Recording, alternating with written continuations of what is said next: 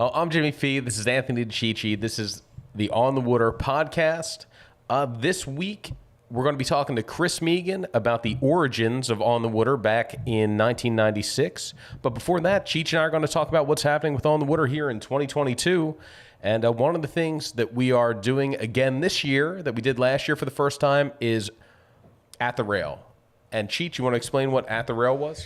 At the Rail is it's a series centered around party boat fishing. The first season was getting on 5 different party boats in 5 different states, targeting 5 different species, and I had an absolute blast doing it. It was really fun. It was something that Jimmy and I kind of like tossed around for a little while, and then we started to put our heads together and bring it along and present it to Chris, and ended up getting green lighted to film it. And I had a blast doing it. I had a blast working with you on it. A lot of fun times came from that. It was fun, man. And party boat fishing is something that it really goes back to my roots. Like some of my first saltwater trips were on party boats.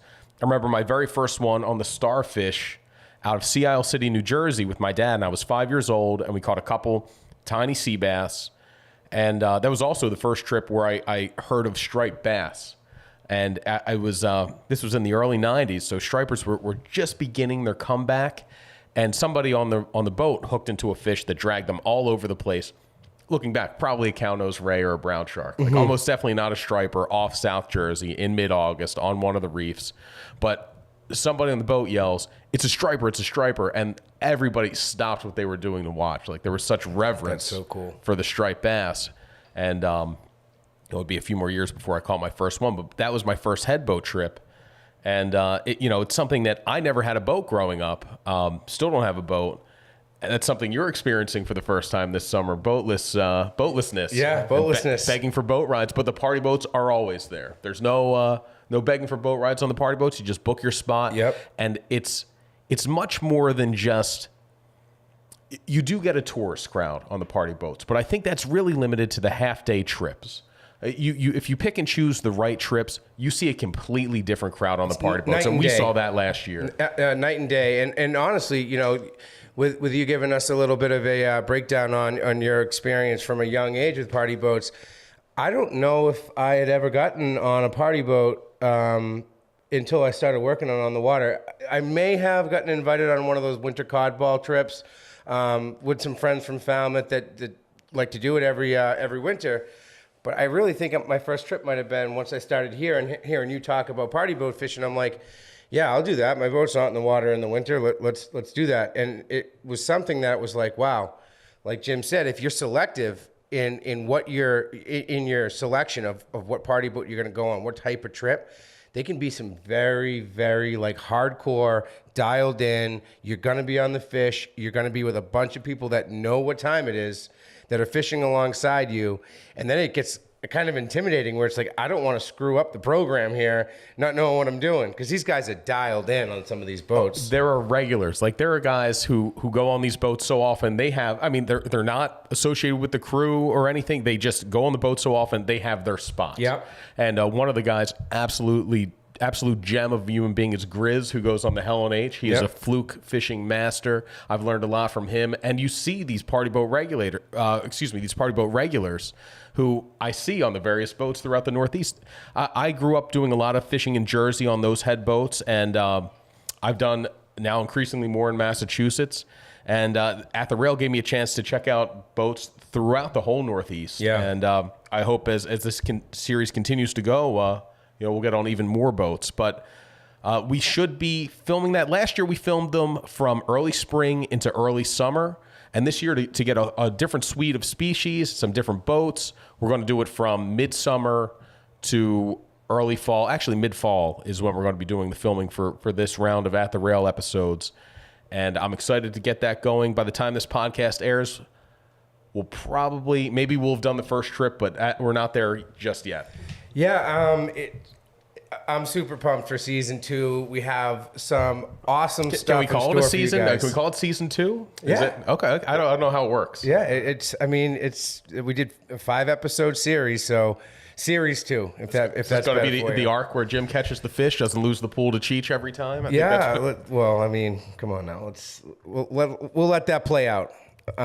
Jim and I are super competitive. If you've tuned into any At the Rail, it's just constant banter between us. If you guys ever saw any of the lost footage that doesn't make it into the final cuts, it's even better. But we might have to release some of that stuff someday. But super excited for season 2. Yeah, but we did mention the pools, and that's if you're not too familiar with party boat fishing, that is an essential part. So if you're getting on a party boat trip, right when the boat's leaving the dock, as they're heading out to the fishing grounds, usually a mate or somebody will go around and ask if you want to be in the pool. And depending on the trip, that pool could be $5, could be $20. They do have super pool trips where it's $100 to get in, and whoever catches the biggest fish takes all the pool money home at the end of the trip. And sometimes they divide it into a couple categories. Usually each trip, if there is a dedicated fluke trip, you're in the fluke pool. You catch the biggest fluke, you win that money. Sometimes there's an edible fish pool. So if any fish that's edible, a desirable species that's not a fluke, say, that takes home the money. I've won the pool 3 times on party boat trips in my life, which is probably a pretty meager number. Our good friend Sean Jones seems to win like every third trip he goes on. He was actually on the Montauk episode of At the Rail, and Sean is a fantastic fisherman. And he, like me, grew up without a boat, spent so much of his time on head boats, and really got a knack for it. It's a little different. It's very competitive. It is so different. Like, I grew up with, having boats and fishing with my father and my uncle and stuff. I never really set foot in a party boat, like I was saying earlier. And I'll be the first to say, the first 3 or 4 party boat trips, I really struggled. I wasn't used to having to, it's just different. It's tough to explain. Well, you have, as opposed to if you're on a private boat, you have maybe 3 or 4 other guys at lines that you're competing with. On a head boat, you might have 20 to 40. So the top guys are really dialed in with their equipment. You do have the lucky breaks, the guy with the rental rod who's going to catch the biggest fish at the buzzer. That happens. That's part of what makes fishing great. Is that chance to just dumb luck for that to play a role. I didn't have any dumb luck my first few trips. I was like the dogfish master. It's brutal.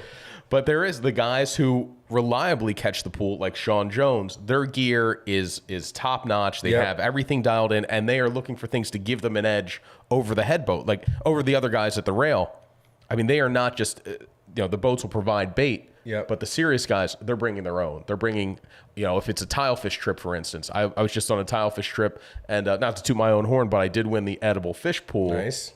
With a big snowy grouper, right? Yeah, that was kind of a once-in-a-lifetime catch. It was a deep drop trip out of Point Pleasant, New Jersey, aboard the Voyager. And they had 2 pools. They had the edible fish pool and then the golden tilefish pool, which my buddy Jerry actually won. And that, the snowy grouper was on like a secret bait I brought with me. Really? So the boat provides squid. And Fee provided shad, American shad. I was shad fishing with our friend Joe Cermelli the day before the trip. He caught a big shad. I said, let me bring that with me out there. And I thought I was going to clean up, catch tilefish galore. For the most part, the bait sucked. It was terrible. Everybody around me. Kind of mushy, right? It held the hook pretty good. I made an absolute mess of cleaning it on the deck of the boat because shad are like herring. They've got those little scales that just get everywhere. I coated the back of the Voyager with scales. And as that was happening, I just remembered, take care. Remember this when it's time to tip the mates, the mess that you made here. Exactly. I did take the raw water hose and did my best. But the one bite, I had 2 bites on the shad, and one of them happened to be a 20-some pound snowy grouper. That's awesome. And that was,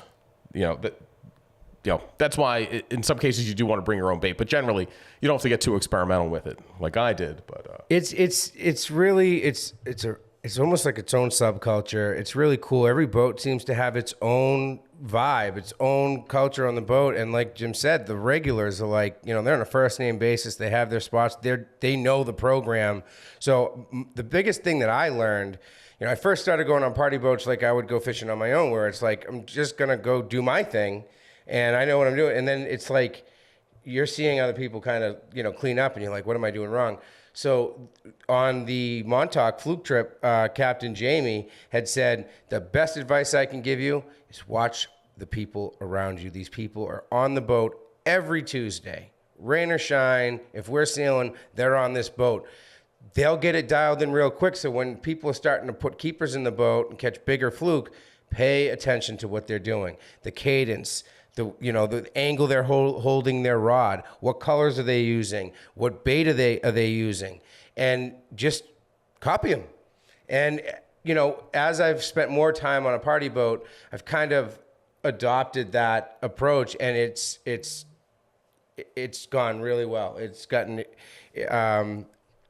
it's a lot different from when I was just like, I'm just going to go do my thing. I know how to catch these fish. It's not the same on a party boat. So watch what's going on around you, take those clues and run with them, and try to just go and be versatile and have kind of your bases covered. But, don't be that guy that brings, 10 rods and 17 tackle boxes. As tempting as that is. Yeah, right. But I'm looking forward to another season of doing this. We have some great partners who are with us in season 1 of At the Rail coming back. We've got Grundens, we have Spro and Gamakatsu, we've got Seagar, and we have Tsunami and Maxwell covering the rods and reels. And those were just perfect partners for this project. And they're coming back next year. Can't wait to get out there, use their gear, and man, I'd really like to take home the pool money on film. Like, 'cause I feel like I've got a bit of a streak going right now. You did a party boat trip too a couple weeks ago with Spro, right? Yeah, Out of Montauk? down in Montauk. Or It was kind of like a mini party boat. I think they probably could have taken 15 people, and we were three-way bucktailing stripers in the rips out of Orient Point, and it was fun.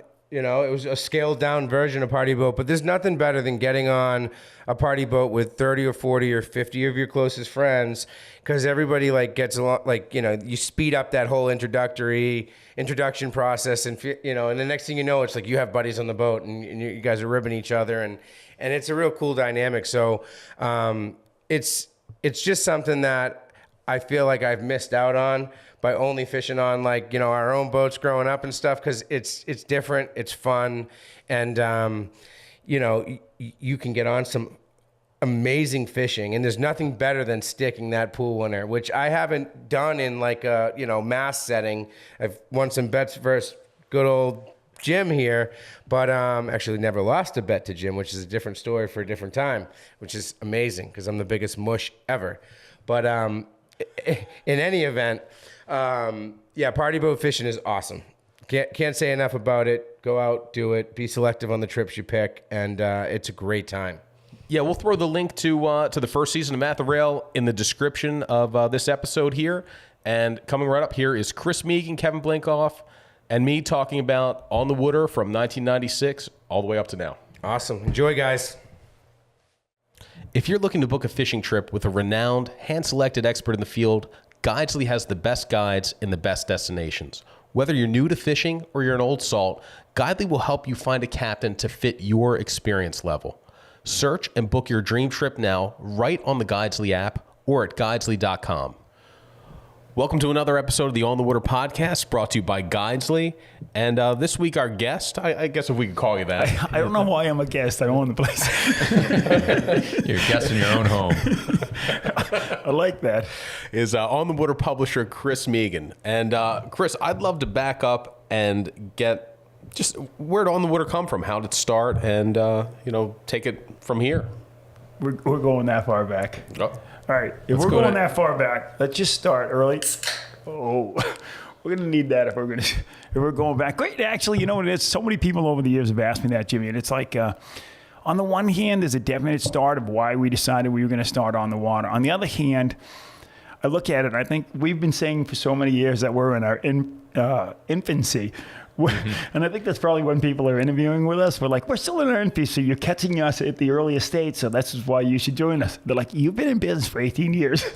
25. Yeah. I'm saying when we'd already been in business for 18 years, and I think part of the reason we would try to lure good people like you into the company would be like, you're catching us in our infancy.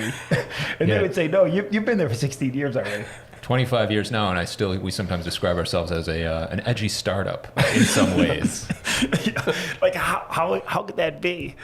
And I guess that's the youth that's come into the company in the last few years, and I would agree with that to a point. But where we started, I moved down here in 1992. I had an opportunity to join Bill Hoff over at the Enterprise newspapers. And being a journalism major from Villanova, I never thought that I would take this route to get to where we are. And it was always kind of I don't know. I had gone through Villanova looking to be a TV sportscaster and quickly realized the first job opportunity that was given my way was like out in Iowa. And the first thing they said to me was like, if you come out here, you got to do 6 months to a year of voice and diction because of the accent. And that just wasn't going to happen to go make $12,000 in Iowa. So the Massachusetts accent just wouldn't have passed out in corn country. No. You know, if anyone saw the Celtics game last night, you can't take the Boston out of the kid when they were yelling at Draymond Green. But anyways, I came down to the Cape. I'd been working with a newspaper group off Cape up in Marlborough, and I was working in the advertising sales department actually as the director of sales. And I got recruited to come down and interview with Bill Hoff. I hit it off with him. The two of us got along right out of the gate. And in the first 4 or 5 years, we just started growing. And I hired our old pressman, Dave Pittman from the Beacon Communications. He came down, took over our press. And what we did immediately was just started growing, which allowed us to buy equipment that allowed us to print a magazine, which we never had that ability to do. And so once we bought like an inserter or the staple and trim, the binding and all of that stuff, we could start to print magazines. And the very first magazine we started was On the Water. And that kind of started with my love for being around the water, and Bill Huff's love for being around the water. The two of us kind of solidified that with getting out and fishing whenever we could on the 17 Montauk, Boston Whaler, and going down the islands. And I think that's where I fell in love with the ocean down there. I'd always gone to Maine, but Cape was very different, and you know, you guys saw it when you first came down here. And what year was that when you started On the Water magazine? That's a great good. So in 1995 we started all the planning for it, and by 1996 we had been doing the planning, and it's that kind of uncomfortable. Do we launch it? And we're like, let's just do it. You know, I think we printed 3,000 magazines. We did and very few people realize this, but what we did is we printed just a mock piece, and the first 16 pages or so was actual stories, and then everything else after that was just, you know, blank paper. And we started showing it around to the tackle shops and some of the different marinas and some of the different dealers, and they said, if you do it, we'll do it. We'll join you. And it was, you know, we're going to do Cape Cod, and they're like, you know, in meetings, we're like, no. In the islands, we're going to go big time, you know. And we're like, can we do the islands? It means a trip out there. I don't know if we can do this, you know. So at the time, it's just covering the Cape and the islands. And that time on Cape Cod and in the Northeast, I mean, there really weren't many other options. The internet was in its infancy. I don't even know if I knew it. That when they were saying on the line, I was kind of like that movie when they talked about on the line. I thought they meant hanging something out on the clothesline. That came years later even. And so we started the magazine. We did 3,000, and then we were doing 6 editions: May, June, July, August, September, October. I think that was it. And that's all we were doing. And by the time we hit September, it had taken off enough that we said, let's do kind of combine October, November, or November, December, January, February, March, April, and then May. And then by the time we hit May of 1997, I think we looked at it like, I think we can go 12 months out of the year. And that's kind of how we were off and running. But the thing that I'm most proud about back then is that we took, you know, folks like us that were just passionate fishermen, and we developed writers. You know, we hired guys like Dave Laporte and Steve Shareka and Dave Peros, and they were freelance guys that just loved fishing. Many of them had never written before. You know, if you know, you guys had edited Dave Laporte stuff in the past, you know. Yeah, Dave Peros in his most recent column in the magazine, actually, he was talking about his early time here as editor on the water, and he said, my job was to convince fishermen that they could write. He said guys with great stories to tell, guys, they had incredible experience, and his job was just to convince them, yes, you can write a story. And that took some doing, and it's still to that way. And one of the things that I think that you guys have done a great job with over the years, how many original voices have we launched? And we always thought at On the Water that if we could do that, it's like the first time you write for an article for the magazine, you put your heart and soul into it. The person that is with the New England Outdoor Writers Association, that's this is article 722 over the last 20 years. They're very knowledgeable. They're expert at it. They can do it. But it's not necessarily an original voice because they may have been in the Fisherman. They may have been in Saltwater Sportsman. They may have been in On the Water before. They may have even written something for the local newspaper. When you look at some of the folks that write in Fall River and they write in Boston and in Worcester and such. But what we always did is we took that person that was a fisherman, that was an individual, and looked at it from the point of view of you string it together, we'll clean it up. And what we've always done is and our staff's done a great job of not taking the voice away from that person because that's what made it unique. And I look at some of the people that started with us and where they are today and how much they've written. Dave Peros was one of the very first ones to really start writing with us going back 20-something years ago, 25 years ago, 26 years ago. So, Chris, begins Cape Cod and the islands. How quickly, I've watched the evolution. You can see it in the magazine covers where it begins on the water, the guide to Cape Cod and the islands. Then it becomes the guide to guide to Massachusetts. Was there It was Cape Cod and the islands, and then we went kind of straight New England. We want to take over the world. I did like at one point, it started off, it was an angler's guide. And then it was changed to the Angler's Guide. It was like, all right, we've got some confidence now. Yeah, there was fishing and boating initially. There was a lot more boating. There was a lot more of that. And I think that's probably a makeup of the crew that we had at the time. There were probably more folks that were boating at the time when we first started. But yeah, when we made the jump to the Angler's, we definitely were feeling our oats. We probably got a little cocky out of the gate and went to the Angler's Guide. Like there was no other. That was it. So was that year 2 you went to New England? Or? I want to say that was probably year like 5 or 6 that we went to that, and it was just what we did is we met with such success down here on the Cape, and we really weren't distributing it off Cape. But we had a lot of folks that come from the Metro West Boston area that had second homes here on the Cape or vacationed here on the Cape, and even from New York. At one time when we first started, what was crazy about it is that we had as many subscribers in New York as we had in New England, because so many folks in New York would come here and vacation on the Vineyard, in Nantucket or on the Cape, and we would end up. And they picked us up and they wanted to follow us, and it was kind of home for them. They wanted to follow what was going on back home. And we still see that today. I mean, we have subscribers in Florida, in Texas, people that come up here for the summer, and then they spend the rest of their year down south. So On the Water, for a regional magazine, we have a pretty wide distribution. It was one of the things that struck me is when you were asking about how we started. There was 2 magazines that really influenced me, and I'd be lying to say I didn't take some of those ideas from them. And one of them was Life magazine. As a kid, right, showing my age here, but as a kid, Life magazine was always in the home. And one of the things that I loved about Life magazine, being a young kid, not necessarily getting into each article that in depth that way, the photojournalism in Life magazine was second to none. And it was during a time and age when you could dedicate 2 pages to a lead into a story, 2 photos, and the photos would stop you in your tracks. And so, photojournalism was always so important to me. And photojournalism on a large format was what reflected that story, that lead into the story and such. And you can see that riddled throughout our magazine. And when you look at the fishing scene, when you look at our lead into our story. And then the other one that really resonated with me back in the day was Yankee Magazine. One of the things that when I studied Yankee Magazine coming out of college, one of the things I saw is I think they had a circulation at the time of some 950 to 1 million people. And more of the circulation was outside of New England than was in New England. And the rationale behind that was these were transplants that now lived in San Diego. They lived in Utah. They lived in Texas. They lived in Florida.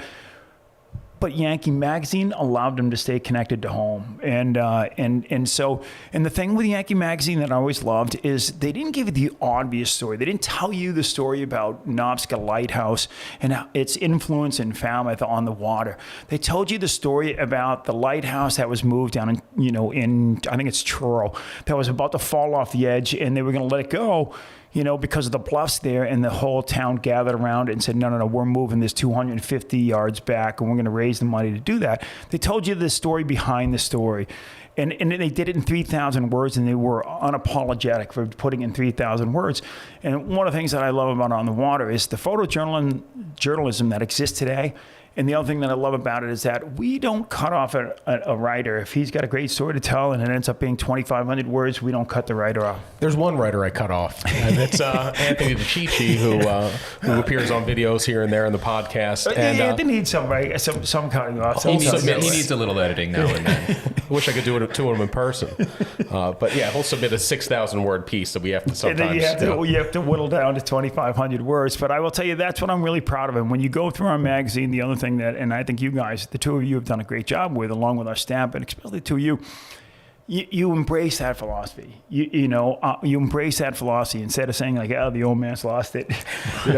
You've embraced that philosophy. And when I look at the leads to our stories, you look at the fishing scene, you look at the cover shots, and we always said in all of our meetings, and one of the things that folks out there don't realize, when we did a cover meeting, everyone on the staff was invited to it.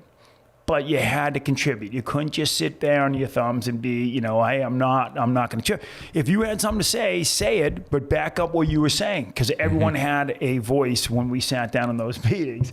Jimmy, we had some great. Sometimes it'd be like over a family dinner, people fighting, and I remember one of them where Neil Larson, our former general manager, I didn't like a shot because I said, that's New Jersey sand, not Cape Cod sand, and he went, you're being ridiculous. Yeah, and you know what? At 6'3" and at the time probably 250, he could probably shut you down pretty quick. Neil was with me pretty much from the beginning, and a dear friend of all of ours, our general manager, and he and I will tell you, he had definite. He was a lot like me in the sense that when we looked at a photo, one of the things that we always looked at was, make me want to be there. Make me want to be a part of that shot. It's the same thing that we carry through to the TV side of things. When we complete an On the Water's angling adventure, I want the crew that didn't get to go to that shoot to feel like, God, I wish I was on that shoot. And when they see a photo or a cover shot or a lead into I want to be on the backside of that, of the Cape in that water, catching those fish, sitting alongside that guy. And that was so important to us that it couldn't be God knows we've had our share of the grin and grabs, if you will. But for the most part, I think we've done an outstanding job at is just put me in that spot where that photo was taken. And I think that, so when I look back at the magazine, some of the things in it, like I said, the Yankee magazine, the Life magazine, and we've kind of taken it and made it our own, though, as far as the combination between the two of them. One of the last Neil Larson things from the cover meetings that sticks with me to this day is I always liked the kind of the setup still life where there would be the fish next to the rod, next to like the wicker creel if it was a trout. And I was pushing for that one year for our April issue, and he goes, but what happened to the angler? He goes, did he drop dead? Where leave all his gear behind? And that's a terrible Neil accent. I shouldn't have even attempted it. No, he's going to hunt you down. I hope he doesn't We listen just to said this. Philly guy doing a Boston accent, and that's where we ended up. That's where it is. So, I'm going to make sure he hears this part. He's going to hunt you down, Jimmy, and he's going to choke you out. But anyhow, that's... And he can. He's a big man. Oh, I know. No, you know what is he was a gatekeeper with us, because he saw early on kind of that level of excellence, and I will tell you that way is that I'm gonna kick it to Kevin, do a little talking here, because Kevin, you kind of recognized early on with us what we were trying to achieve and how we always improved. Very few publications have grown the way we've grown and continue to grow that way from the start. But one of the things that you kind of pushed in, and it's kudos to the entire staff, is we went from staple and trim to perfect bind. We went to a nicer paper. We went to that. But that was a lot of your influence in this. Yeah, thank you. When I came on board On the Water, I had moved out to New England from growing up in Western New York and Buffalo. And I loved fishing, but I was new to kind of the Northeast saltwater scene. And that's how I was introduced to On the Water. I started going on the website, reading the fishing reports, picked up the magazine. And, like you were saying, that philosophy of creating something that when people look at, they say, I want to be there. That was why, I'd only get out and actually fish a few times a year, weekends, but I would spend a lot of time looking at the magazine, on the website, thinking about fishing. I mean, so much of fishing is thinking about it, anticipating it, being excited. And so when I came on board, I always tried Half the time, it doesn't work out the way you envisioned it in your head, right? You're like, Yeah. how many times have we gone out? It's like, it is going to be absolutely gorgeous weather. We're going to get out there. It's going to blow 5 to 7 tops out of the southwest. Perfect wind. You get out there, it's nothing like that. Yeah, I mean, that's fishing. It's all anticipation and thinking this is going to be the day. Yeah. And it doesn't always work out that way. But you were saying though that you were online more. You were reading it. You weren't getting out as much. But like I said, you took us to places even further than I imagined. Yeah, and so once I came on board and eventually became the editor, I just always tried to remember that sort of beginning of when I didn't get out and fish that much, when I didn't have much knowledge at all about fishing, and I was like desperate to learn as much as I could. How can I continue that in the magazine and in everything we do, continue to put that out there and say, here is what makes this special. Here's what makes New England. Here's what makes the Northeast. Here's what makes striped bass so special, and make sure that that comes across in all we do. And then in terms of improving the quality, I guess we always have had sort of a little bit of a complex of like, we're small potatoes. We came out of, like you told the story, we came out of a local newspaper. We aren't a big national magazine on glossy paper and all that. But then we kind of realized, we still deserve, we're telling an important story. We're sharing beautiful images. We deserve better paper. We deserve a higher quality magazine, and our readers want that too. And if we put out that product, put out a good product, a quality product, make people want to be there. There's so much love and passion for fishing and boating in the Northeast. It's so special. You put out that product and people respond. And that's the best part of my job, is hearing people respond to what we put out there. I would say one of the parts that I've enjoyed the most over the last 25. So 96, let's do some quick math. We were 26 years old come this past May. And one of the things that I enjoy the most is kind of passing that baton on, if you will. Like going back to those cover meetings, there'd be 12 of us in there. Now it's like 3, 4, 5, and you guys have it. I know it. I trust it. It's like you exceeding what I would have done, with the shots and such. And it was funny because I think in the beginning there, anyone that came on board, it's like, oh, you're working for me, and good luck with that one, because I was probably a bit of a pain in the ass when it came to like just the level of excellence, because I wanted to carve us above the herd. I wanted to cut us out. I wanted us to be, the best that way. But side story that I think you guys will appreciate. So, Jimmy, to answer your question, that's where we started in 96. We get to 2004. And Bill Huff is, he's the business side of the Enterprise newspapers, and Margaret Huff Russell is the editorial side of things. And so, Margaret is, Margaret's always the editorial side of things, the good, bad, and the ugly of the editorial, right? So if she wrote an article that was well received by the town of Falmouth, the town of Falmouth was like, Margaret, that's outstanding. That's a great thing. But if she wrote an article that might have been a little bit tough on like one of the developers, and everyone loved this developer, it was more Bill Huff. So he had the business side, but he had to face the editorial because it was a family thing. And so he didn't have as much of the reins on the editorial side. So I had approached him. I'm like, Bill, I know it kills you not to have some of that editorial reins. Have you ever thought about talking to your sister about selling that her share and getting more involved that way? Because I'd like to buy you out of On the Water. And it was hard because I was a general manager for the newspaper company. And I was a director of sales. I was a general manager and director of sales for the newspaper, and I was a co-publisher, minor, owner of the On the Water. So my job consisted of whatever it was, 8:30 in the morning to 5 during the day, being the general manager, director of sales for the Enterprise newspapers. And then any extra work that I did was towards the co-owner of On the Water. But as On the Water grew, and as Bill agreed that he was going to sell his shares to me, the harder that we worked, the better that we did, the price only went up. And I was concerned that the price was going to get to a point where no longer could Chris, buy On the Water when Bill had already said, I'm going to sell it to you. So we had it, appraised in 2004. It was agreed upon in 2005 that I would buy it. And the first payment, I think, was made in 2006. I'm going from memory here in 2006. And it was a small payment. It's a balloon payment. So the first one was small, the second one was bigger, and then there was 4 that was substantial in my mind at the time, and they were substantial. Lo and behold, I had 4 kids in 5 years.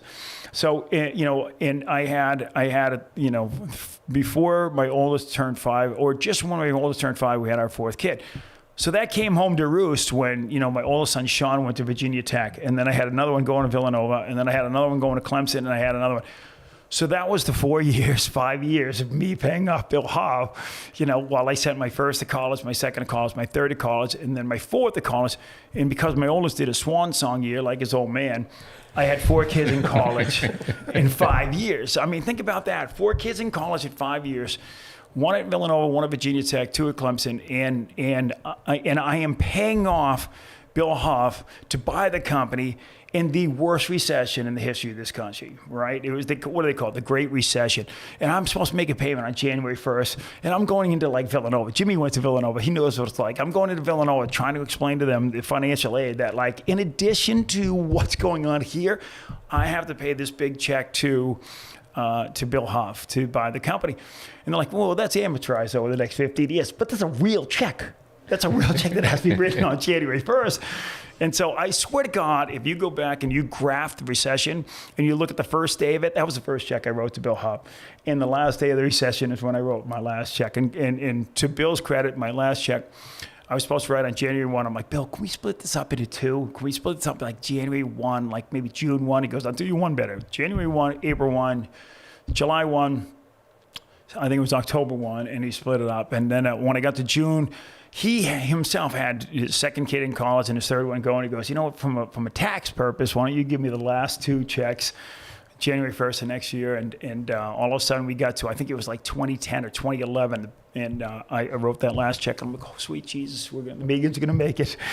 So you completely bought out On the Water, which at the time was mostly magazine, website, and the TV show, which we'll talk about more in a minute here. But you bought that out at a time, and I had just come on board a couple years before, where, like you said, the economy was in a bad place. It was in a particularly bad place for print magazines, where we watched, it was kind of the start of this revolution of print changing to digital. And so we saw a lot of competition at the time giving up. What kind of made you say, why'd you still believe in On the Water? That's a great question. You know what it was? And I think you, Kevin, probably remember this. I think Jimmy had just come on board, but you and I had conversations as well as Neil Larson did.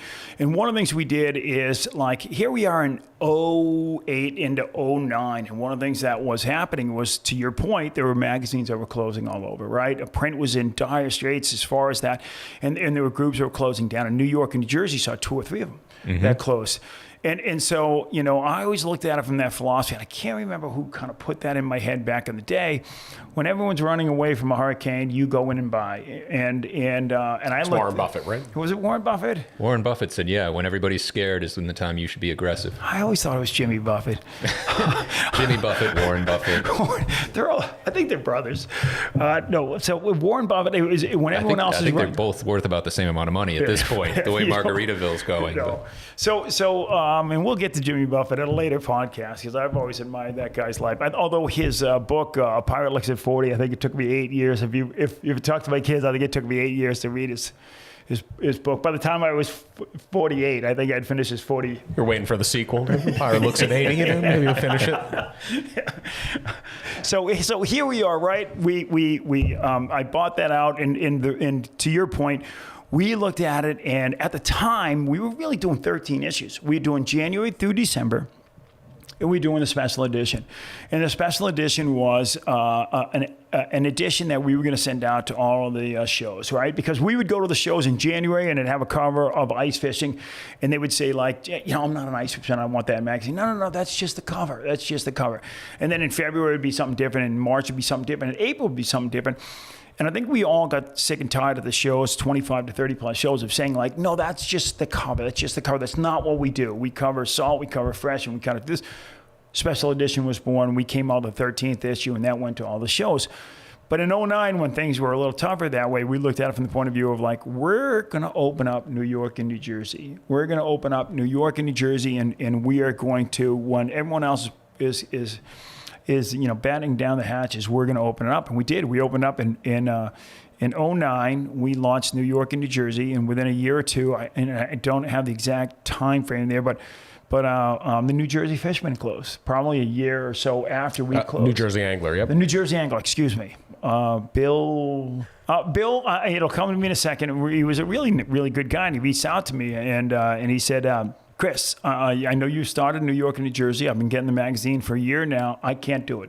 He was at the tail end of the recession. He was a kind of a one-man band. We were a little past the one-man band stage. And he said, I can't do it anymore. And he said, I haven't sent the magazine out in the last 3 months. And if you know a fisherman, and if they've spent $18 on a subscription for 10 issues and you don't send it to them, they will hunt you down and kill you. If they don't get the sticker. They will get their money's worth. Oh, they're going to get it. If they don't get the sticker in the Striper Cup box, they will find you. They will hunt you down to take it off your own bumper. That's why we love him. He reached out to us and he said, Chris, I want you to buy it. I'm like, I'm not sure what there is left to buy after 3 months of not going out. He goes, I have a subscriber base. They keep calling, looking for the magazine. I said, why me? Why us? Why On the Water? And he said, there's a couple of magazines out there right now that are in the New York, New Jersey area, but I want them to receive a magazine that was superior to what I was putting out instead of inferior. Because if you send them a magazine that's superior to what we're doing, nobody's going to complain. If I send them something that's less, I'm going to keep getting the phone calls. I said, I'll tell you what, you send me your list. I will send it out for the next 6 months at no charge. Give me your list. So he sent over a list of probably at the time some 10,000. There were probably 6,000 or 7,000 folks that were subscribing at the time. So we honored it. We honored the list, and that was kind of our buying out of him. The phone stopped ringing for Bill. And the New Jersey, our New Jersey edition got a shot in the arm. Yeah, I remember setting that up. So that was the... You just come on board, I think. I did. I started as an intern in May 2008 and got to September. You were really still saying water. You actually come around to water. No, I still say water. But it was even worse. It was water. Well, I didn't know what you were saying.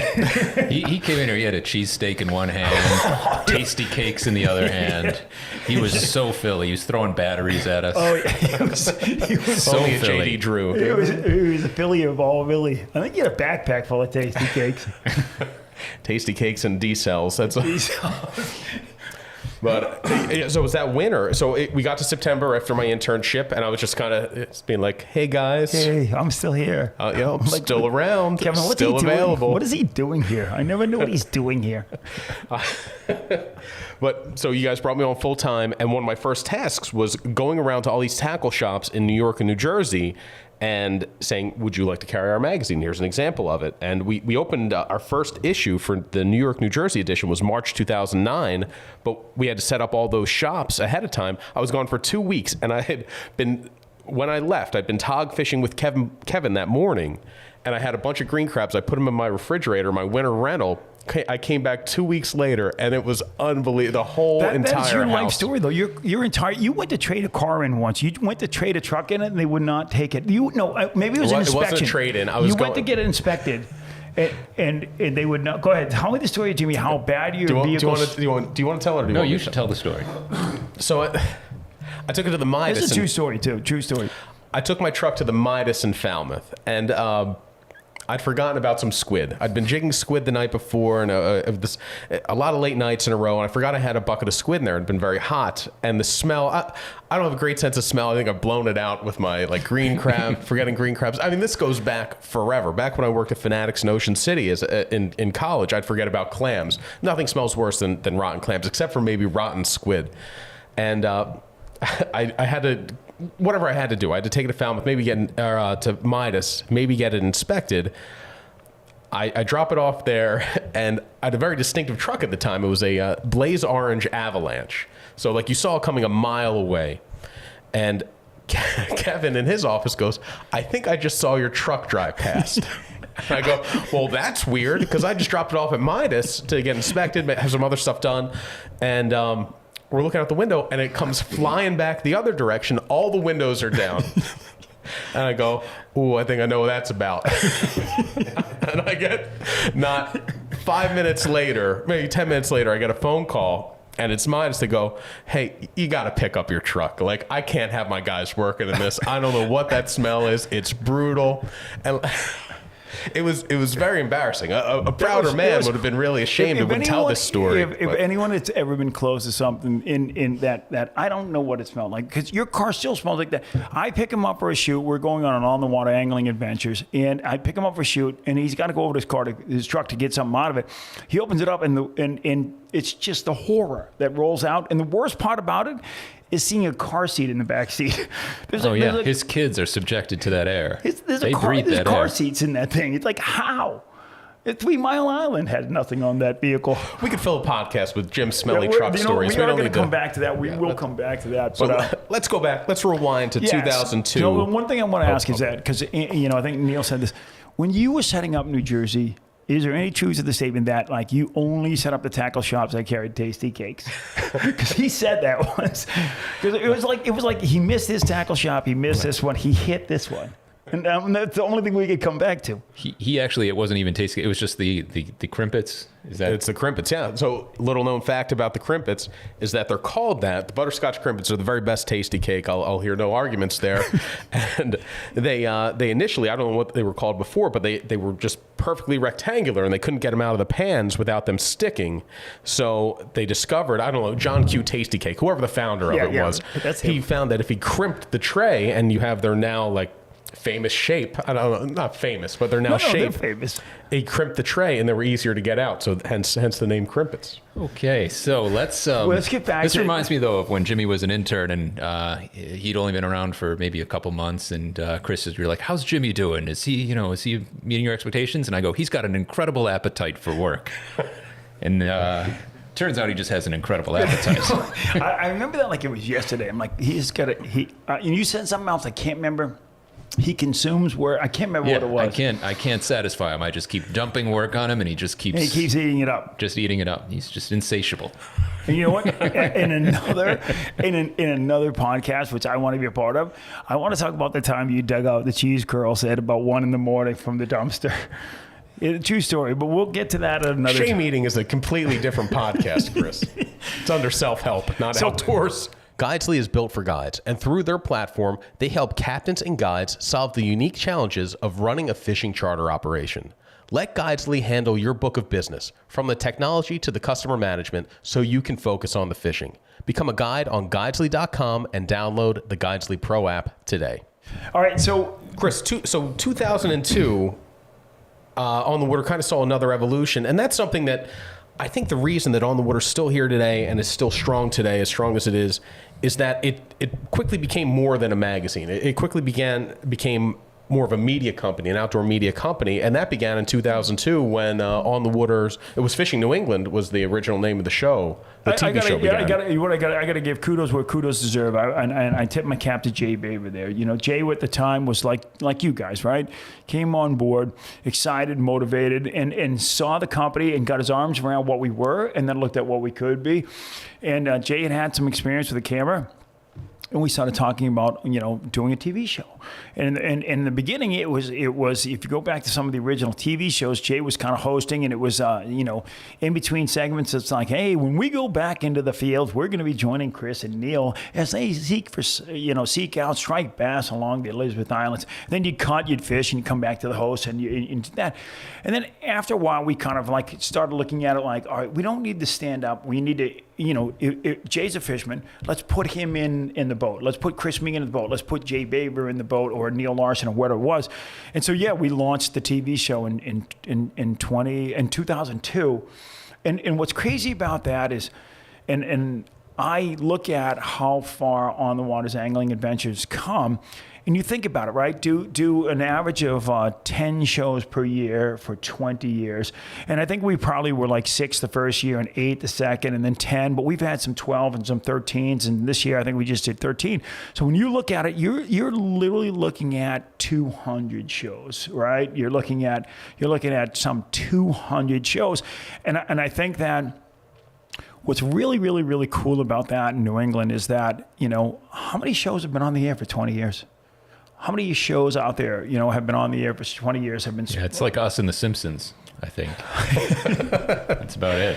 But we wanted to make sure that it was the, angling adventures, because we wanted to do what we did with the magazine, which was When we finished the TV show and my wife sat down next to me and we watched it, I wanted to show in the B-roll footage the place that we went, how beautiful it was. And sometimes that was hard, right? You're in the canyons and you're 110 miles out. Where's the beauty? It's just water all around. But tell me the story of how you got there. You're 110 miles out. For God forbid that boat is on fire. You're 110 miles from shore. You just spent 2 nights out there.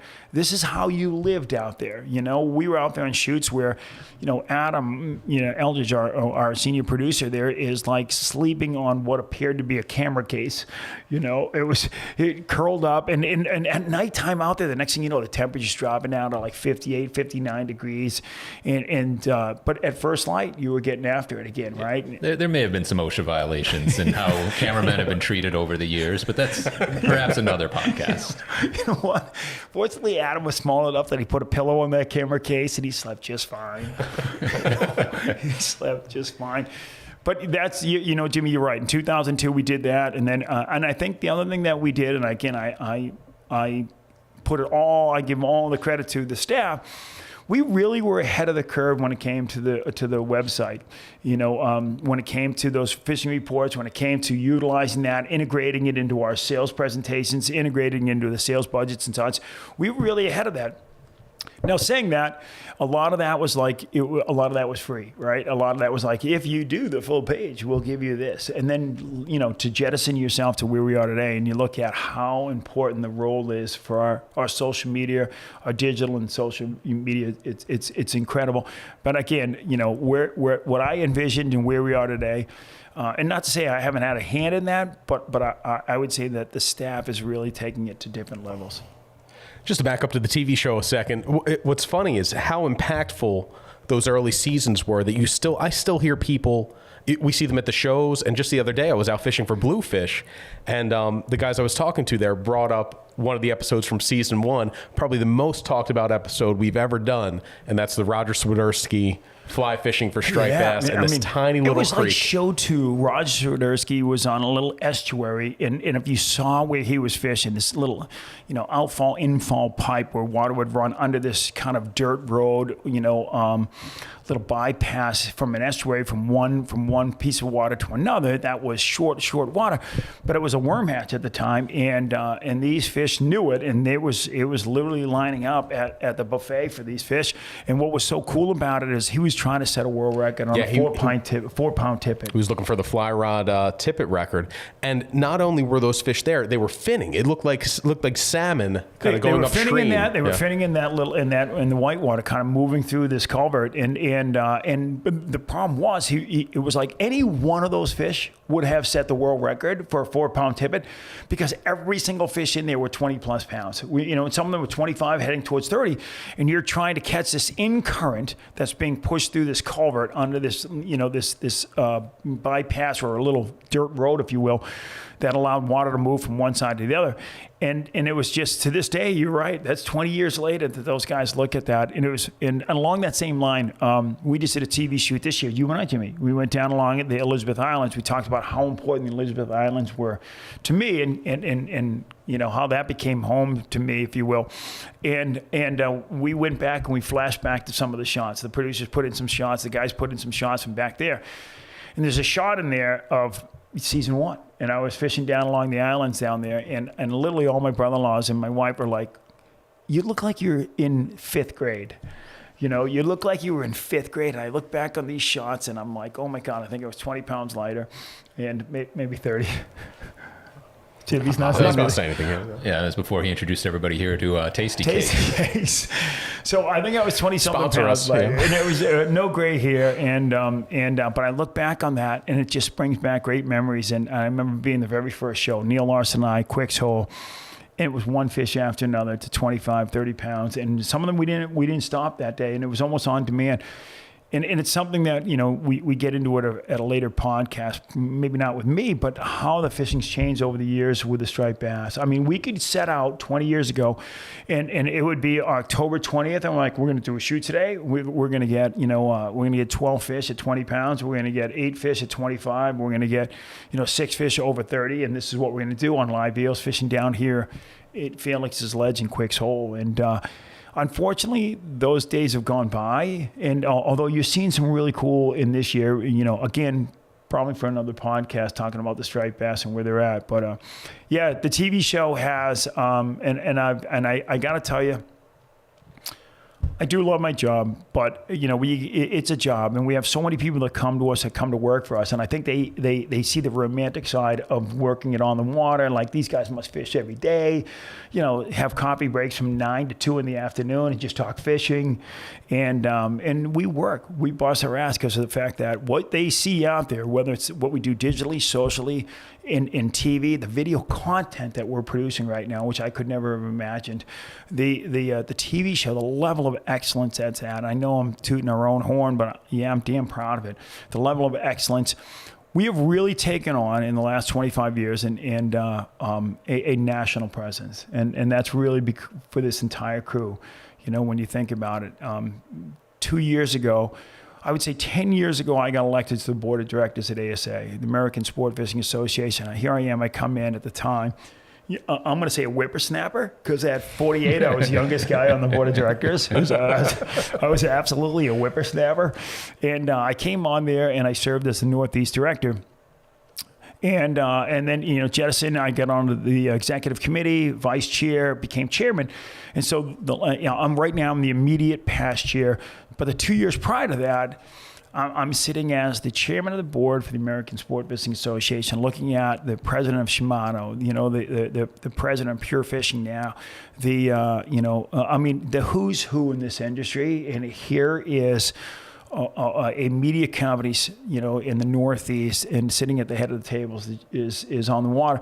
And that's testimony to what we've done as a company and what On the Water's done. And that's really not so much me as all of us, because On the Water's viewed as a national company. And really, when the digital age and the social age came home, we were. I mean, there's people that follow our website across the world. There's people that follow us all along the West Coast and Central and South. And so the world became so much smaller when the digital and the social side of things kicked in, and our voice became that much larger. One of the things we always talk about when we are tooting our own horn and we're talking to companies like national companies, international companies like a Shimano or other makers, is how there's something really special about the Northeast. There's something about the fishermen here. There's a passion that doesn't exist, we don't think exists in other places, perhaps. Maybe it's the fact that we have to deal with a shorter season because of weather. Maybe it's because the striped bass is the greatest fish in the world. No one's going to argue with that. I think it's also part of that. It's the most densely populated part of the country. So you're fishing with crowds. There's a lot of competition, and competition drives that innovation. So I think that we do have like the best, most passionate fishermen in the country, in the world here. I think it's a little bit of all of what you said. I mean, when you look at where the Industrial Revolution in our country started, right? It's the Northeast. And I mean, and so everything was packed within how many states? And I include, Pennsylvania and Virginia into that, really the Northeast where we kind of reach. And because of that, I think that we escalated so much quicker, right? And people don't realize it. You look at Florida first and foremost, right? Fishing capital of the world, Alvarado, so they say. And I'll tip my cap to that. And then you have Texas, right? But if you put all the registered boats in Texas and Florida combined, the Northeast from the Virginia up has more registered boats than Florida and Texas combined. Think about that. And the reason being is that we're a small area, but we are packed on top of each other. And so what happens is in the passion. And the other thing I'd say along that lines is like, and especially in Massachusetts, but I would say throughout the Northeast, is that we're hard to change. And we're fixed in our ways, but when we do change, we're loyal as the day goes, and I think we've seen that with On the Water. When we go to the shows, Jimmy and Kevin, when we go to the shows, he's like, I got your first issue. I got it. Yeah, I got your issue. My wife tried to throw her out. I threw her out. She came back a week later. And it's like there's a passion that once you show them a value, you do the hard work behind it and you get that thing out there, and they're as loyal as the day is old. They get, not to say that they don't get ticked at us, they do. We hear it at the show sometimes, but they'll let you know how they feel and then they'll move on, but they don't leave you. So that's a magazine, that's a TV show, that's a digital, that's a cell show. Let's get to some of the antics in the office, Jimmy. Well, over 25 years, Chris, who would you say would be your best hire? God, that's a great question. Oof. Who's your favorite? I mean, nobody- we're all like your kids. So nobody in this room. No, I would say, you know what it is? I could never pick that out. We've had so many great hires. And I would tell you I have this. a favorite kid. So, I mean, everybody does, Chris. You have a favorite. Yeah, well, one of your kids is a total nightmare, so that makes sense. Both of them are. So that, you know what, the ones that have excelled and grown on the water are the ones that got their arms around who we are, identified and learned that before they wanted to change who we are, they understood who we are and why we're great, and then made us better. And you know, there's some folks that come on board that are like, you're not doing this right, you're not doing that right, you're not doing this, you got to do this. But you don't even understand who we are yet. Just understand the fiber and the culture of what we do. And then once you do that, you can make it. And you're two guys that have done it. Adam was sitting with us right now producing this, having to listen to this crap. Is another one that's done that. But those are the folks that I look at, and it's not over the years. I don't know what I had for breakfast, Jimmy. You know, if I even had a breakfast, so trying to pick. Yes, you were an excellent hire. I will say this though. Okay, Is that all you're looking for, Jimmy? We can move on now. Do you want us to do your next performance review here on the podcast? That'd be nice. He's giving me those Betty Davis eyes. And like I have to say yes. He's an excellent hire. Will you do me a favor? Text his mom and tell her what a great job he's doing. I love Eileen and Big Jim. Yes, Big Jim and Eileen, he did a hell of a job with the kid. Although I will say when he first got to, he was very, very cocky. So quick side story, right? So Jimmy is this going to be the press conference? Yeah, the press conference. I remember this one. I don't even know if Jimmy had peach fuzz on his chin yet.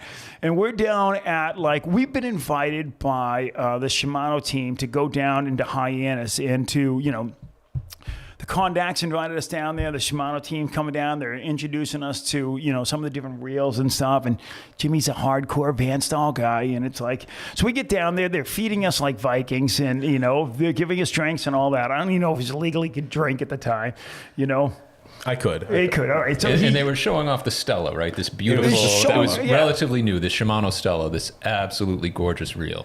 And any questions, and you know, if you know better at these press conferences, you throw, you know, softball questions out there about the thing. Not Jimmy. No, Jimmy's got. I was treating it like a hard-hitting journalist. Like I had the hat on with the press thing in it. You got the pencil behind the ear. Who else puts that pencil behind the ear for no reason at all?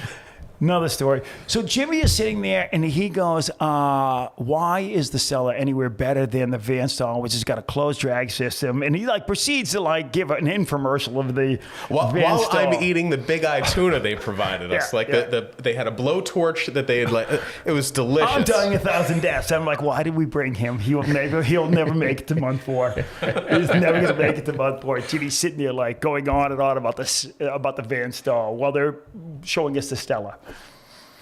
So needless to say, you know what it is? I always said to Kevin, I go, he's going to get married. And he married a girl he met at Villanova. That settled him down a little bit. He's going to have kids. He had his first kid. He had a second kid. And so for the most part, you have settled down. Although your car still smells like the cat's ass. Can we say that? Yeah. It always will. Yeah. And it clings to your clothes, too. I mean, you have an order right now. This is one of the nicest shirts you've worn all week, too. Yeah, like I was saying, I go right from flannel and hooded sweatshirt season into kind of zany fishing shirt season. So it's Kramer would wear that shirt. So, but yeah, don't even know where we were fishing. Stories. Yeah, I mean, one last office story. I think that again, when Jimmy was an intern as well.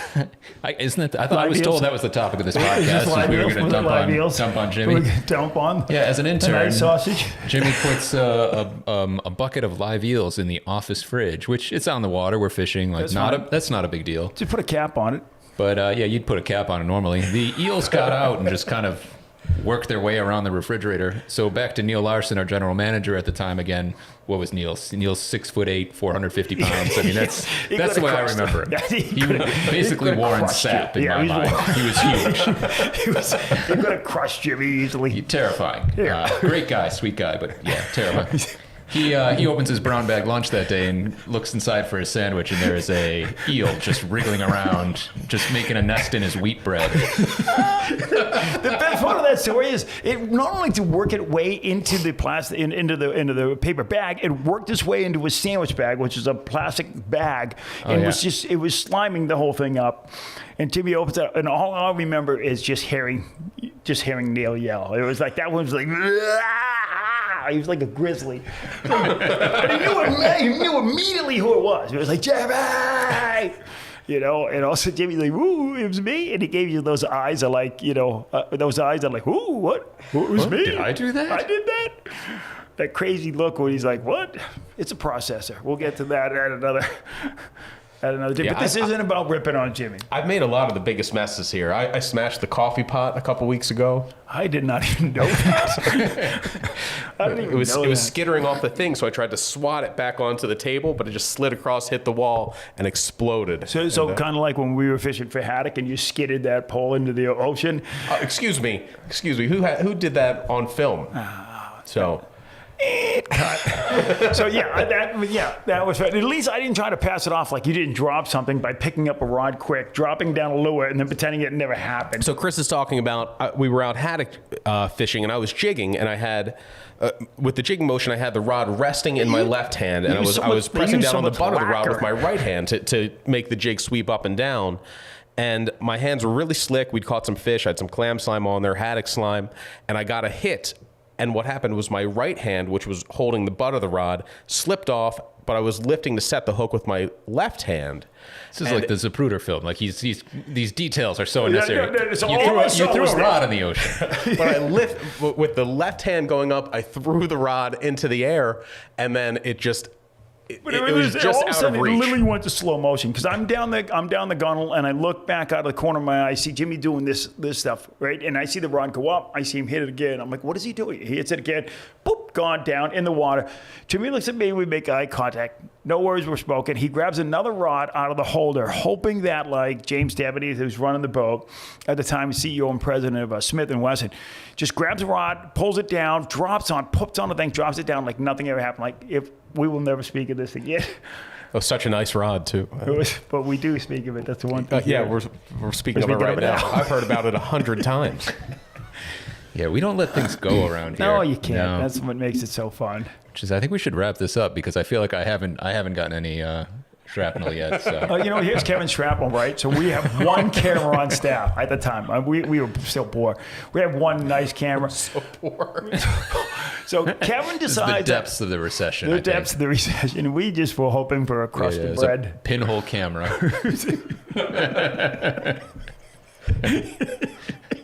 So Kevin takes our only nice camera, puts it in a dry bag, and throws it in the back live well. And we're like, little do we know that the live well was self-feeding from when the boat was running. So we tuck it in there. We start taking out. We're doing 30 miles an hour, heading towards Race Point. We get out there. Kevin looks back, and the entire live well is chock full. Yeah, the camera was bobbing like an apple in the live well. And I'm like, maybe this will work when it dries out. We'll put it on some rice. That wasn't even a thing back then. So so I let it go. That's the kind of guy I am. I let that one go. If we're going to get into live well stories, how about the time the live well wasn't hooked up on the boat? Ooh. We were trying to film True fishing for tog along the Elizabeth Islands in kayaks. So Kevin and I had kayak. We launched in Woods Hole, kayaked across the channel, and we're working our way down, hitting some of the structure there, hoping for some untouched structure where we could get some good keeper tog. Kevin flipped his kayak that day, but that's not what the story we're telling right now. All of a sudden, he did a complete 360 roll. As soon as his anchor hit, you saw everything come tight for a minute, and this look of panic came across his face. He did a 360 roll, and then it barrel rolled. It rolled so fast and so violently, the rod didn't even come out of the rod holder. Nothing came Kevin out. was gone. He was gone. Fortunately, he was small enough at the time he could hang on to the rod. And I popped up through one of the scuppers, actually. Got right back in the kayak. But a little PSA there, like, do not anchor on the downtide side of your kayak. Because when that comes tight, that's just going to flip you over. That's bad. So we're sitting there, and I will not name the boat company. I'm going to give him an out on this one. So the boat that we took out there was brand new, and they're like, take this boat. If you can get some footage of it, great. Take it out there. So we run across. We're sitting there in, I think, Hadley's Harbor. And we'd gone, we might have been further down than that because we kept going down with the understanding that you were going to drive us back. We were going to get kind of mother-shipped back. So we went as far as we could. Yeah. And so we're sitting on there, and we get a really big tog or sea bass. I think we were togging at the time. So we get a really big tog, and we're like, we're gonna get some photos of this thing, but let's go ahead and put it on the boat, and we'll put it in the live well. So I fired up the live well and filled up the live well. Little did I know that the live well wasn't connected to the outside. Nothing was dumping. So when the live well was filling and circulating, it was literally filling the hull. So at the time, you know, our producer at the time, Matty Risso, I'm going to give him a shot on this one because Matty's in the back and he's filming. Little does he know, like he's standing in 2 inches of water now in the hull where there should be no water, and it's not coming in from the scuppers. And the boat's getting swirly. We're starting to bob left and right, and it's like, you know, just something's not right. So I'm like, you know, all of a sudden I look at this thing in the stern, and I'm like, we got to get out of here. We're sinking. We're literally sinking. So I call the boat owner. I'm like, listen, I am running this boat. Don't know if I can get up on plane because I lifted up the engine box and 2/3 of the engine was covered. It was a diesel, which is the only thing that saved us. So we start knuckle it. I can't get on plane because I'm dragging 20,000 pounds of water in this 32, you know, fly bridge or no express. And so as I'm starting to move, I'm starting to go. You know, the scuppers are like working. So I'm like, you know, Matt, open up the deck hatches, you know, and see if we can't push some of the water to the back. As he opens up the deck hatches, it looks like, you know, the out in Vegas where we used to have the Mirage. They're the ones with the fountains. They were the ones with the fountains. It looks like the Mirage. The Bellagio. When Celine Dion comes on, you know, they're spraying 130 feet in the air. You know, I'm like, you didn't see this coming, Matt? No, not at all. So he's got a 5-gallon bucket. He's bailing. The Bellagio's going on. The only thing we were missing is music. And from our point of view, Jimmy and I are in our kayaks, and they were a little bit away when this happened and figured it out because you guys, I think, were maybe off taking photos or something, and we'd try to get in closer to the rocks. So we had no idea what was happening. We just all of a sudden look and see the boat taking off away from us with its bow almost looked straight up in the air, just kind of waggling back and forth with the stern of the boat down what looked like water level, and Matt Rissell in the back with a 5-gallon bucket, just throwing bucketfuls of water. That is the lasting snapshot of it for me. It's just seeing like the bucket of water like emptying out, and then the boat's gone, and I look at Kevin and I go, what now? We'll never see them again. We had a good run.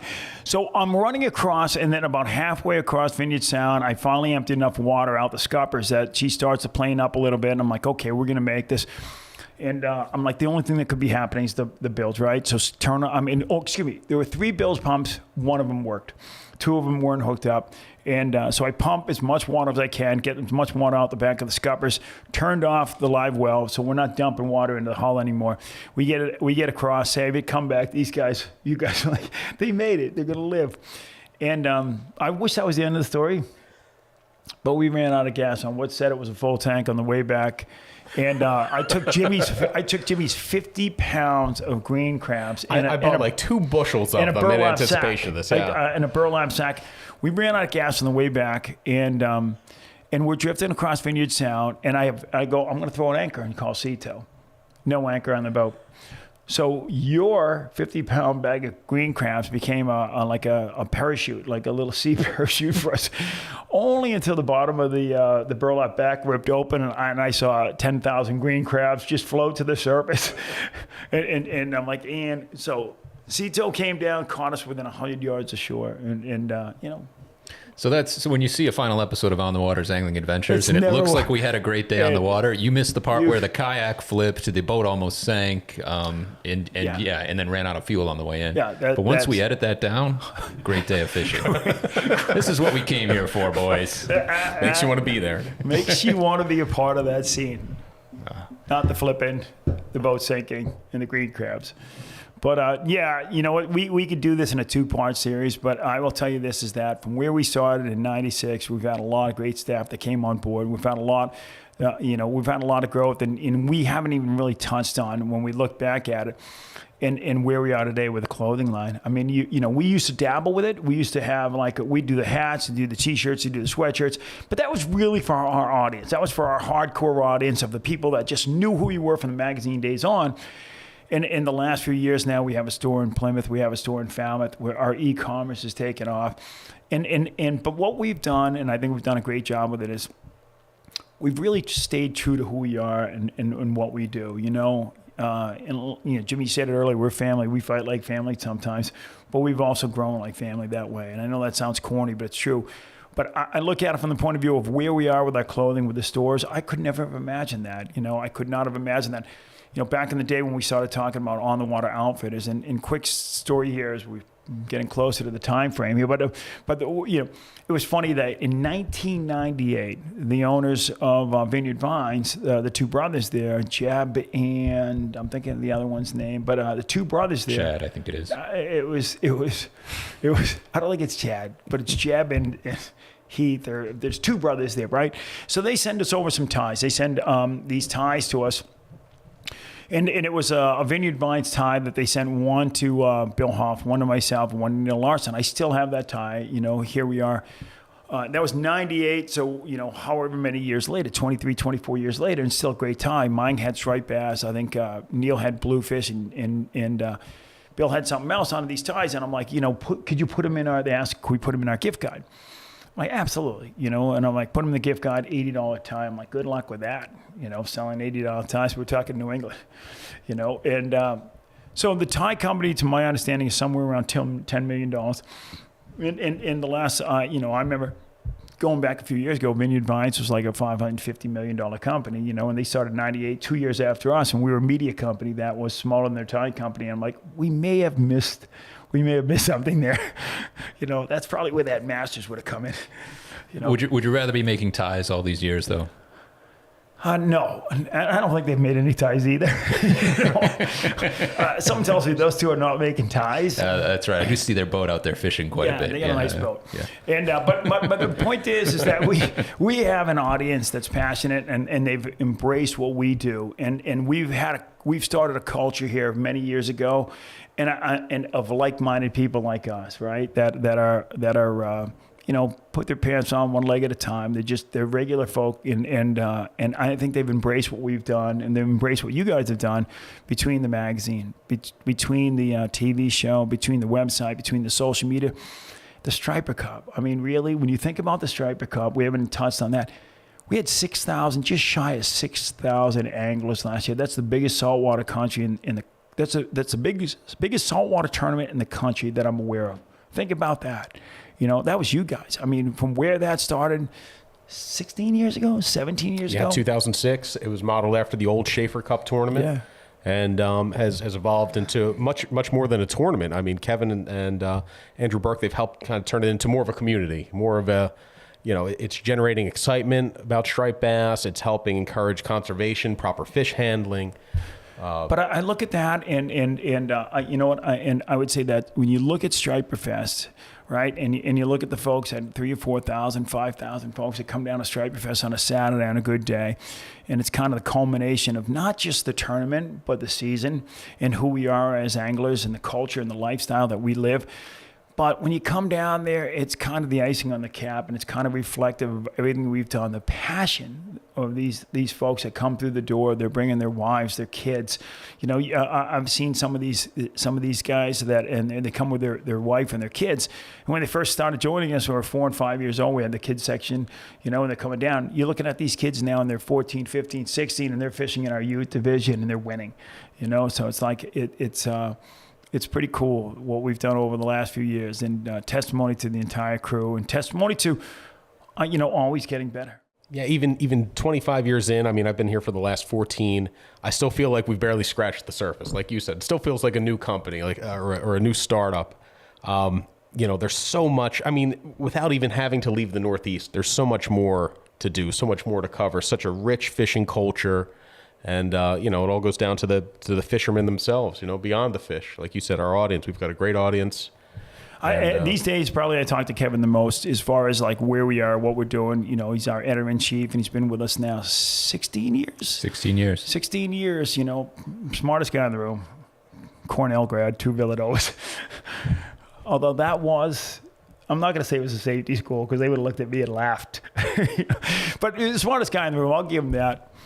Jimmy's going to process that in 2 minutes. That's for another story. We went to the same school. We went to the same school. I'm the only one that didn't love my wife, who's a doctor. Maybe it was a fancier school 20 years earlier. But I don't know, Chris. I'm the only guy smart enough to let you had computers. You had an advantage. You had computers. You had an abacus. I was doing Fortran. An abacus. We were trying to figure out where the sun was going to be, like the Mayans, on our calendar. But no, it was Jimmy. The only reason I say that is like you're the only one that your wife, who's a doctor in psychology, allows you to take it. She gives you a test, and you take the test. Like, who does that? There's no win there, Jimmy. There's I lost no win. 5 points off my IQ for agreeing to the test initially. Think about this, right? His wife's a doctor in psychology, and she works in the school system down Cape, and she's like, Jimmy, I want you to take this test. I want you to go through it. Like, you've lost the start right there. You're already behind the 8 ball the second you take the test. And then the second part of it is telling us the results. Yeah, I lost more points for that, for coming in. So my wife, she's a psychologist. She's been forever. She was after me. She goes, I'm going to give you an IQ test because I walk around. I like lured it over her. Like I'm smart. I'm so smart. Look at me. And then she goes, okay, let's put your money where your mouth is. I agree to it. And I did well in some areas. I did not do well in the processing speed area. And so you came in like days later, and he's got Kevin and I in the room. And he's talking, and he's like, I don't know. He looks like somebody pissed in his canteen, And he's angry, and he's like, all of a sudden, it's like, I didn't do well on the processing section. We're like, wait, stop. What are you talking about? And so he laid out the whole thing, and it's ever since then, Kevin will crack a joke. It was before then. We'd always notice you make a joke or you say something. There was always that delay. There was always that moment where Jimmy's eyes kind of go wide and his head turns to the side. It's the golden retriever where the eyes pop up and turn their head to the side. He's like, oh. So it was, but he came in and told us. So ever since then, whenever we tell a joke, we're like, Jimmy, you'll get that in about a minute. But no, he's got one of the best senses of humor, as does Kevin, and. I don't know how we went there. I don't know. So much fun, though. This was supposed to be about you. It wasn't supposed to be the Shit on Jim podcast. No. Some of this might just have to get cut out and saved for our own use, but this is good. It was, but getting back to who we are and what we do, On the Water's grown tremendously. We got the 2 stores, we got the e-commerce, and I see us opening up store 3, store 4, and store 5, and some of this is not going to be on my watch, Pop turned 60 this year. That's why we had to get this podcast done while you were still around. This is all about preserving your legacy, Chris. This is the shit I have to put up with. Let's get this all recorded before he forgets it. Speaking of Pop, can we tell one last story before we go over this? Can we tell the Salmon River story? As soon as I said Pop, so I'll set it up. As soon as I said Pop, I knew I was losing. So this is going to take the shine off of. This is going to distract everyone from the story about your processor very quickly. Adam, and can you put the clip in on the YouTube one? Can we put the actual this clip? Because none of that trip. We had a terrible trip to the Salmon River where we didn't catch anything. And let's preface it by saying that I had my first grandchild and Jack DeVizio, my oldest daughter, had a little boy, and sweetest thing. And I have 3 grandkids since then. But Jack was the one that initially like, you're going to be Pop. And so we had just gone up to Pulaski, and we were up there and we were fishing, and I didn't bring any corkers, I didn't bring any studs or anything like that. So I'm kind of wading out into water I shouldn't be going out to. And Jimmy's tied to a fish, and I'll let you take it from there. So I'm fighting a steelhead. Chris we were centerpin fishing. I have 2 centerpin setups, both at which I cherish and love, and I was kind enough to lend one to Chris. So he went out to the middle of the river. I didn't know we didn't have cleats on. I assumed everybody knew you had to bring cleats to the Salmon River. Cleats. I think Kevin said, if he goes, he goes. You know what? I've already got a contingency plan. Let him go. Yeah, I quote Ivan Drago quite a bit in this office. If he dies, he dies. So I hook what ends up being the only steelhead we touch throughout this whole. I think we're there for 3 days, and I'm fighting it, and all of a sudden Chris goes whoop whoop, and I look, I'm sitting and Chris on, like, is moonwalk. It looks like he's moonwalking, just completely smooth. He's hit a boulder, like a an shale, algae covered like an algae boulder, and he's waist deep, and the river current is just pushing him down. Now I'm fighting a fish.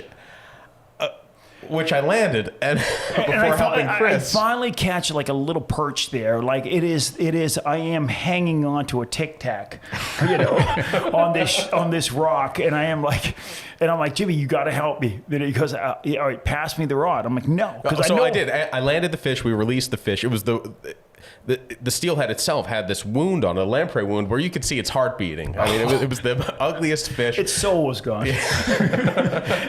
His soul was gone, Jimmy. So I put the rod down and I go out to get Chris because I have my cleats on, and I get to him and I think, all right, I want to make sure he doesn't drop my rod. Yeah, so I have the rod in the right hand, closest to Jimmy. I go, Chris, give me the rod and then grab me. And Chris switches hands with the rod and holds it out on the opposite side of him. He goes, I'll hold the rod. So I literally kept that out over the moving water, knowing that Jimmy would definitely get the rod in. Yeah, I don't know if he would get me in. So as I'm sliding along, I'm like, I've lost my tic tac that I was holding on. I start sliding again. I'm like, Pop needs some help.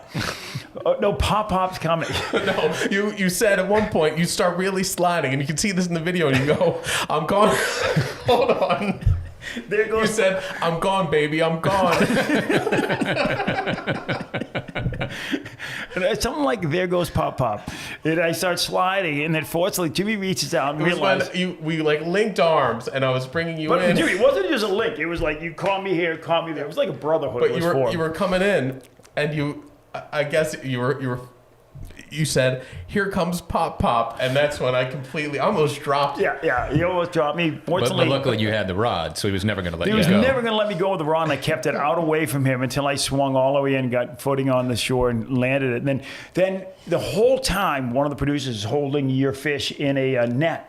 Because we can do it like an outro or something, because it was the only fish we caught. Adam, was it you that netted it? Yeah, I think. I wasn't sure if it was you or Matt Doucette. I think Adam netted it, and when we got to it, it looked like just the lifeblood had been sucked out of this fish. And it was just perfect for that shoot. Because we're like, wow, everything that could go wrong did go wrong. Although we didn't sink a boat, or almost sink a boat. So today's show is brought to you by Oswego County Tourism. Visit the Salmon River. We've had many wonderful trips to the Salmon River. That was on us. We didn't get a guide. We didn't get a guide. We went up there. We were going to do it on our own. We were winging it. We were like, if you've never been, get to the Salmon River. It's a fantastic place. Oswego County have been tremendous to us over the years. We've had great partnerships up that way. We've had great shows. The one we did last year, I landed like an 18, 19-pound brown trout. I come back pounding my chest. Fish is on thing. I'm like, Jimmy, what he goes, Chris, what do you think? 18, 19 pounds. I said 18, 19 pounds. Like, yeah, I gave you 14 and change. No, the way it happened is you said, look at this fish. And I did the worst thing you can do. Estimating a fish size is a losing game. You never estimate another person's fish size. No, but you did immediately. Immediately you just go, what 14 and change? Maybe 50. I'll give you 50, Chris. You just kick me in the nuts, Jimmy. It doesn't even matter. Right? Sweet Jesus. It's like, right? You couldn't throw me a bone. I think he did.